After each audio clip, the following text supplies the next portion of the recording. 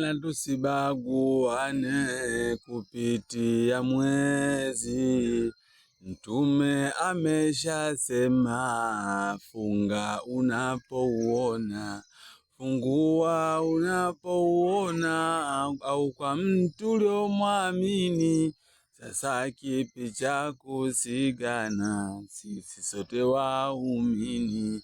We kama umeuona jana, nenda kale ubwabwa, mimi sijauona, wacha niendelee kufunga, nipo ndani ya swaumu, kelele nyingi mitaani, tusigombane Waislamu, sote sisi wamoja.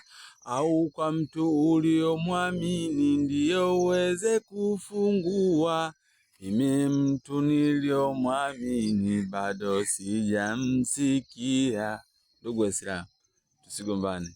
Mtume Muhammad anasema, funga unapouona na ufungue unapouona, aidha kwa mtu uliomwamini.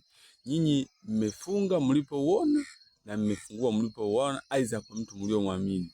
Sisi mtu tuliomwamini hatujansikia na hata hatujauona. Sasa tofauti kwa na sisi ambao tunaofunga leo, tusiwaite hawa masuni. Hizi tofauti zipo tangia enzi hizo za zamani. Kwa hiyo Waislamu tushikamane. Wa hadha, assalamu alaykum wa rahmatullahi wa barakatuh.